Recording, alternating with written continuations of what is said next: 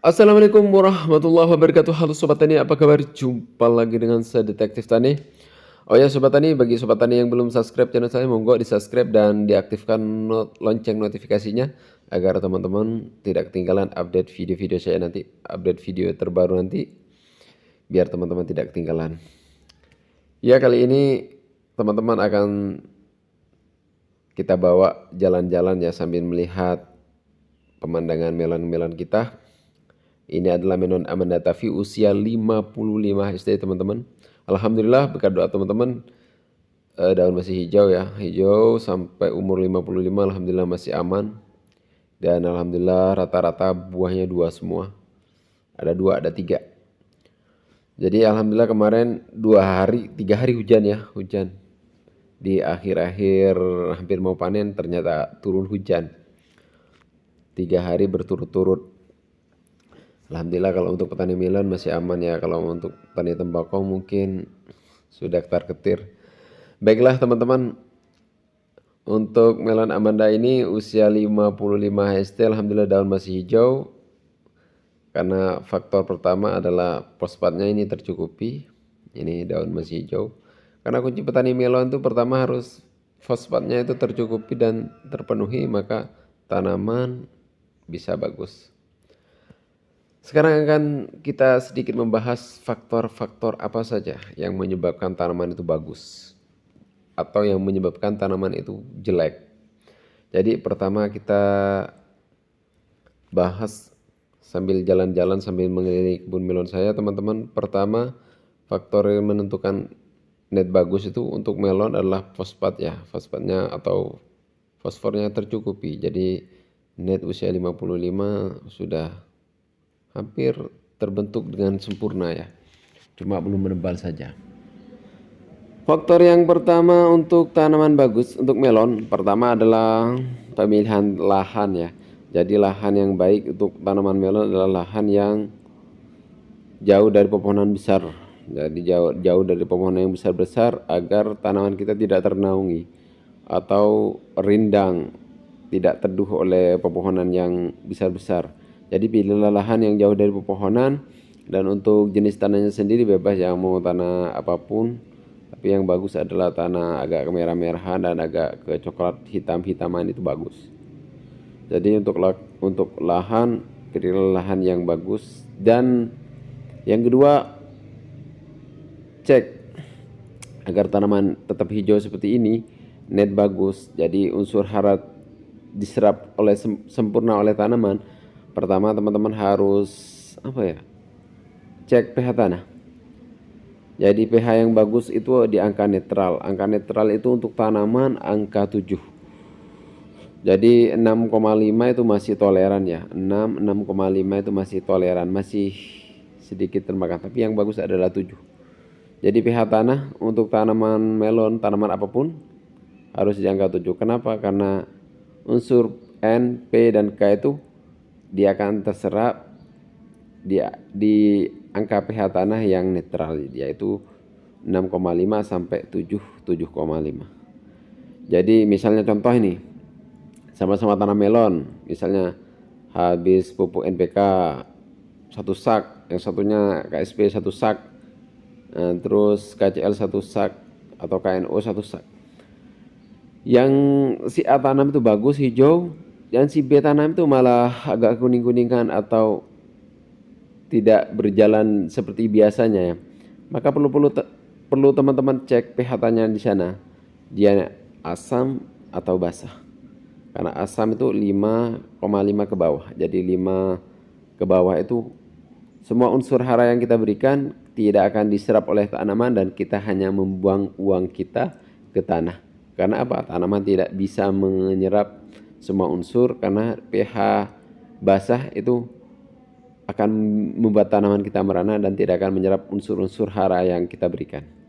Jadi angka yang baik adalah angka 7 sampai 7, 6,5 sampai 7, 7,5 maksimal itu. Kalau sudah ke atas lagi sudah basah, maka sudah tidak bisa menyerap unsur-unsur hara juga. Jadi yang kedua adalah cek pH tanah. Yang ketiga adalah pilihlah lokasi yang jauh dari tanaman-tanaman yang usia panen teman-teman. Jadi tanaman-tanaman yang usia panen untuk berbudidaya melon kita harus menghindari ya. Contohnya gini, ada tanaman di sekitar kita punya orang lain lah, misalnya tanaman cabai, tanaman melon juga misalnya, atau semangka, terong, tomat. Usianya adalah usia panen, usia yang sudah tua, sudah hampir mau panen. Jadi di sana itu sudah ada kumpulan-kumpulan hama yang akan pindah nanti ke tanaman melon kita yang masih muda, misalnya selisihnya 1 bulan atau 1,5 bulan. Maka hama-hama yang ada di tanaman-tanaman sudah usia panen maka akan pindah ke tanaman melon kita, maka melon kita akan jadi keriting dan perawatannya jadi sulit, jamurnya juga pindah. Jadi faktor ketiga itu harus memilih lokasi yang steril ya teman-teman, yang steril dari perkumpulan atau di sekitar kita itu jauh dari tanaman-tanaman yang usia panen.